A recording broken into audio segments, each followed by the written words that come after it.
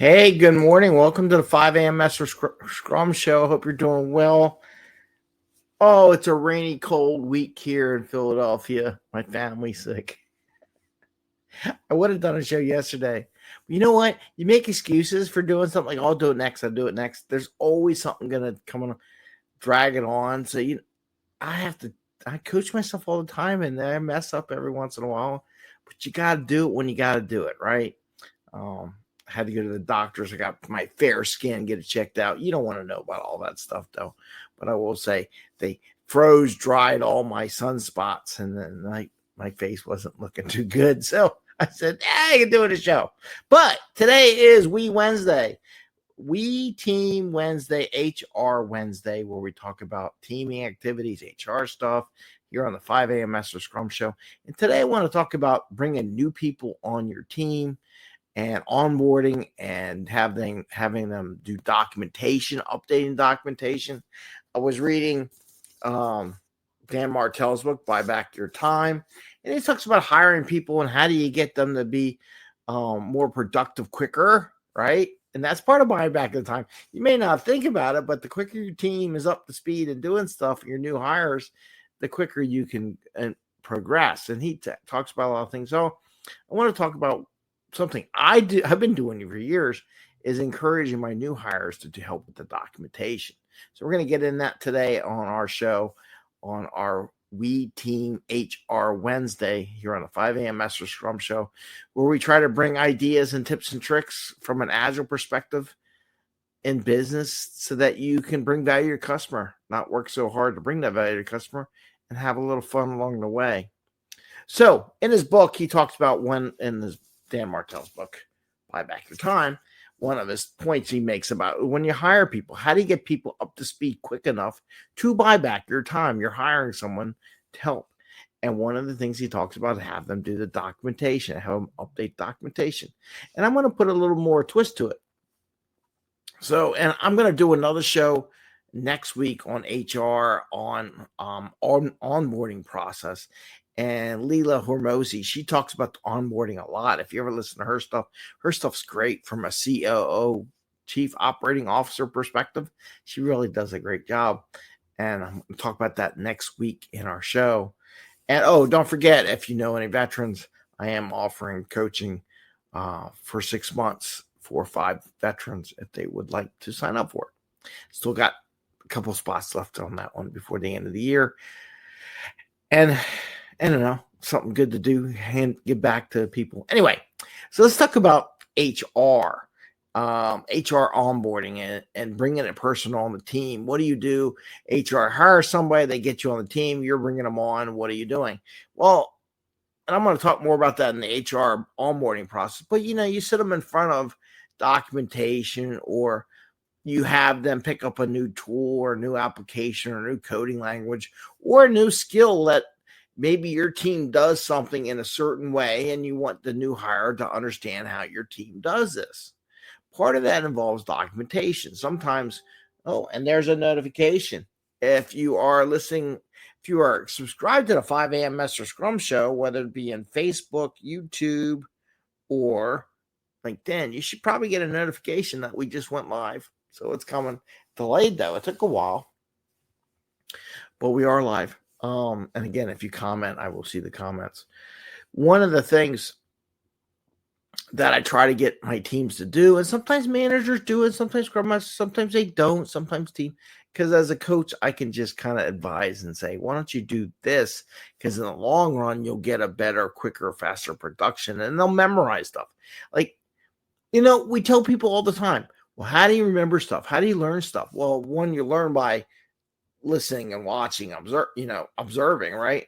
2, you then have to record it somewhere. So you do that hand gesture. We talked about that many years ago on when I was doing my TIR stuff, thinking in, what was it? Thinking in results, right? Part of it's the handwriting. When you do your 10 things, you write it down because when you write it and think it sticks to your brain. But then also recording it to share with other people. And part of the way we grow as people and become more progressed in what we do is how we share with others. If you just absorb stuff, but you never share it, kind of like I had to do in the show, you don't grow, you don't understand it, you don't get a deeper knowledge because now you're challenging stuff. Oh, I absorbed it. Oh, now I got to transmit it back to somebody else. A whole different story, right? So one of the things I encourage all my teams to do when they're onboarding people and they're learning new stuff, or maybe there is no documentation. So one, if there is documentation, maybe there is no documentation on what they do. I always challenge, well, when you're teaching them something we don't have documentation for because we did part of our definition done, maybe we didn't do the documentation, or it's before Agile, before you met me, and I'm like, well, why aren't you documenting your stuff as you go? And then they start documenting it, and maybe there's some pre-life, and you never go back. You never go back in time to document everything. It's a waste of money, waste of effort. Only document it if you end up then touching the code or that part of the effort. Never go back and touch old stuff, old code. Try to write document. Oh, we need the doc. No, just forget it. Let it go. If you come back and work it, then document what you did and how you did it. I mean, if you can remember one sprint, that's great. But if it's a couple sprints old, 6 months, year, do not try to document it. Go through it again and run through it. We got a comment here. Sharing is caring and makes us human. Oh, Joanna, here I go. I'm going to show it.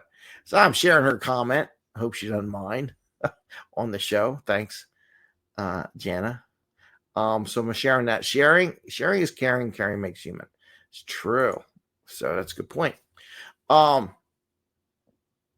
Have them update the documentation, right? So if there is no documentation, part of the onboarding process, oh, by the way, we're going to teach you this. Part of your job in learning this can adding value. Now look at this.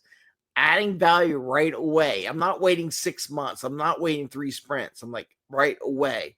I'm going to teach you this application. I want you to create the documentation, which then adds value to the team and in the ultimate end to value to the customer. So they're part of that. They have a task. It's just not, I'm going to fall asleep. I fell asleep because I was watching videos for 10 days, right? It's going to learn something, and I want you to document it because I want to see how you interpret what we said. Because one of the other things, and we'll talk about that in another session, that Dan Martell talks about is other people see things differently. So maybe when they document it and you go back and look at it, so, that was a good point. I didn't think about that. Maybe next time I show someone how to do this, I got to include that, or you missed something. And why did you miss something? Because I forgot to tell you about it. By the way, if you hit this button, the whole thing blows up, something like that. You forgot. So you get that capability where they're now coming away with something. They feel like they're adding value. It encourages new onboard hires to be a part of the team because they feel like they're contributing, because they don't feel like they're contributing when all they're doing is absorbing training. Sorry, it's the truth, right? So give them something like updating the documents or creating new documents where if they didn't exist in the first place, right? Now, if you have documentation that exists, maybe part of their documentation, because some people write notes, say, hey, I want to see you put a couple comments in here, add some value to what we did. So maybe we have it all documented in Confluence or some page or what's the other stuff? I don't know. Anyway, it's up there, right? It's in our system. I know Microsoft has a different system for documenting. Maybe they put some comments in there. Oh, by the way, comment here. I tried this. This is something I saw that was interesting. Put those comments in there because you know what? It's just going to help other people come on. Oh, why did this previous new hire comment on here? What do they have to say? And it's going to inspire them, their creative, their desire to dig in a little bit. And it makes the training go better. And it makes them better value, right? So what I'm saying here in our We Team HR Wednesday is that when you bring people on board, have them update documentation as part of their training, right? Give them something to provide value back to the team. If there is no documentation, it's all verbal, let them do that, right? So I wanted to share that with you because I think it's important. I think it's important when we bring on board, we make them feel part of the team. We make sure they feel like they're contributing right away because I mean, unless your brain is broke, I mean, you can, but nobody really feels good about getting paid for not doing anything. Nobody really gets, a thrill for getting paid for training. Though I will say it's nice when people would argue with me, and I can tell you a story. I had product owners that, well, I don't want to go to training. I'm like, you're getting paid to go to training and you come out with a certification. What is wrong with that? Why would you object? Because you're going to use the training for years to come with the company. They do that for you to bring more value back. You get trained, you bring the value back. Anyway, so they don't like doing that. So why put them in the position of feeling guilty of they're getting paid for just watching videos all day? So why don't you pay them a little bit? I mean, we pay them. Why don't you get them to document a little bit and update your documentation? Because nobody likes to do documentation. So make the newbies do it, right? So that's what I'm suggesting here. And it's a great way. And they get to know it and they share it. Maybe they point out some things that they did, and maybe they review it with whoever was training them. And the two of them get a better feel for how to do it in the future, right? So with that, I just wanted to share that with you today, because I know in the new year, we're going to hire some new people. New people are coming on board. Most companies do that. Come the beginning of the year, you got new budgets, new stuff, like new projects and all that stuff in the new year. So they're going to have to hire. So this is something I wanted to share. And I'm going to share something in next Wednesday's video to talk about hiring and onboarding and stuff like that too. So with that, I want to wish you all a great day. Happy scrumming. I hope you feel good. A lot of people in my household are getting sick. Eddie just got done with the flu, or not the flu. He had pneumonia, actually. It got really bad. So I'm like, stay away, stay away. So my household's been a mess for like a week. Anyway, take care. Take your vitamins. Stay healthy. Stay positive. If you get all mummy and glummy, you're going to get a cold. So don't do that. So stay positive.